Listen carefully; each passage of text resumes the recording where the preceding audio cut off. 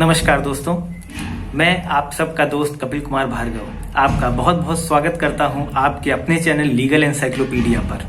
दोस्तों, आज मैं आप सबके लिए लेकर के आया हूं एक ऐसा टॉपिक जिसको जानने की उत्सुकता हम सबके मन में हमेशा रहती है।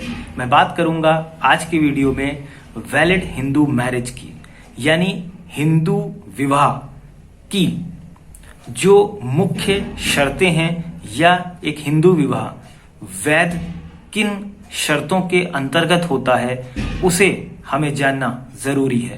तो आइए दोस्तों, देखते हैं। वीडियो को अंत तक देखिएगा, आपका ज्ञान बहुत ज्यादा बढ़ेगा। तो दोस्तों, जैसा कि हम बात कर रहे हैं कि वैलिड हिंदू मैरिज क्या है, तो इसमें हमारा जो अधिनियम लागू होता है वो लागू होता है हिंदू विवाह अधिनियम 1955। हिंदू विवाह अधिनियम 1955 लागू होता है ऐसे हिंदुओं पर जिनमें ब्राह्मण आते हैं, क्षत्रिय आते हैं, वैश्य आते हैं, शूद्र आते हैं और साथ साथ जैन, सिख और बौद्ध धर्म को मानने वाले आते हैं। और इसके साथ साथ ऐसे लोग जो भारत के ऐसे स्थानों पर रहते हों जिन पर रीतियों के अनुसार और रूढ़ियों के अनुसार हिंदू मैरिज एक्ट 1955 लागू होता है। यह अधिनियम यानी हिंदू मैरिज एक्ट 1955 मुस्लिम, ईसाई, पारसी और यहूदी इन लोगों पर लागू नहीं होता है। तो अब हम बात करते हैं कि हिंदू मैरिज वैधिक रूप से मान्यता प्राप्त करने के लिए किन किन शर्तों का अनुपालन होना अनिवार्य है। पहली शर्त कि लड़का और लड़की जो शादी करने वाले हैं दोनों हिंदू धर्म के होने चाहिए। दूसरी शर्त, लड़के की आयु विवाह के लिए 21 वर्ष और लड़की की आयु 18 वर्ष होना अनिवार्य है। तीसरी शर्त, लड़का या लड़की दोनों में से जो भी, यानी लड़का और लड़की जो दोनों लोग शादी कर रहे हैं उसमें लड़के की शादी करते समय कोई जीवित पत्नी नहीं होनी चाहिए। उसी प्रकार जो लड़की शादी कर रही है, शादी करते समय उसका भी कोई जीवित पति नहीं होना चाहिए। यानी शादी के समय दोनों, लड़का और लड़की जो शादी कर रहे हैं वो दोनों सिंगल होने चाहिए। अब इसके बाद एक इंपॉर्टेंट शर्त ये आती है कि लड़का या लड़की अनसाउंड माइंड यानी चित्त विकृति के, पागल नहीं होने चाहिए। और अगर चित्त विकृति के हैं तो उनकी चित्त विकृति यानी उनका अनसाउंड माइंड का जो लेवल है वो इस हद तक नहीं होना चाहिए कि वो विवाह और विवाह से उत्पन्न होने वाली संतानों की गंभीरता और उनकी जिम्मेदारियों को उठाने में कुछ भी उसकी समझ ही ना हो कि विवाह क्या होता है, बच्चे क्या होते हैं। अगर ऐसा कोई अनसाउंड माइंड का पर्सन है, ऐसा कोई चित्त विकृति का व्यक्ति है, चाहे वो लड़का हो चाहे लड़की, तो उनकी अगर शादी होगी तो वो शादी वैध नहीं मानी जाएगी। अब बात आती है कि लड़का और लड़की दोनों प्रतिषिद्ध नातेदारियों यानी प्रोहिबिटेड रिलेशनशिप्स में नहीं होने चाहिए। यानी आप अपने सगे भाई बहन आपस में शादी नहीं कर सकते, कजन भाई बहन शादी नहीं कर सकते। इसके बाद एक शर्त आती है कि लड़का और लड़की सपिंड नातेदारी में नहीं होने चाहिए।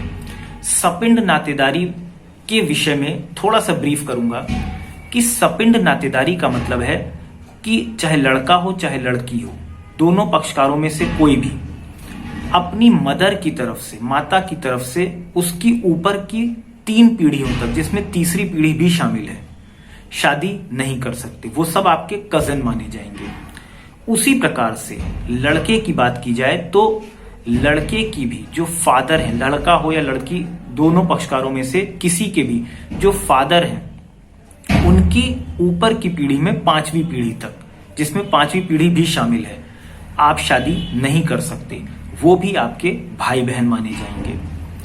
अब शादी एक ऐसा संस्कार है जिसमें सारी सेरेमनीज होती हैं, रिचुअल्स होते हैं, सभी कस्टम्स होते हैं। जैसा कि हम सब हिंदू धर्म के लोग हैं, हमारे यहाँ एक सबकास्ट होती है, यानी हर हिंदू की भी अपनी एक सबकास्ट है।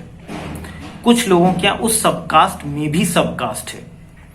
एग्जाम्पल के तौर पर अगर मैं बात करूं तो पंडितों में आप पाएंगे विभिन्न सरनेम लोग लगाते हैं, शुक्ला, तिवारी, त्रिवेदी, द्विवेदी, चतुर्वेदी और भी विभिन्न।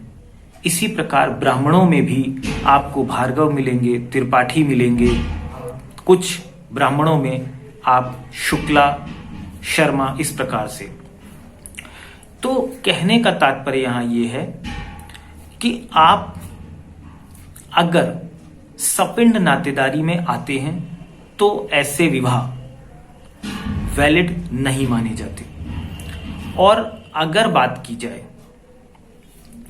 कि सेरेमनीज क्या है, तो देखिए सब अलग अलग कास्ट में और सब कास्ट में रिचुअल्स और सेरेमनीज और कस्टम्स अलग अलग होते हैं।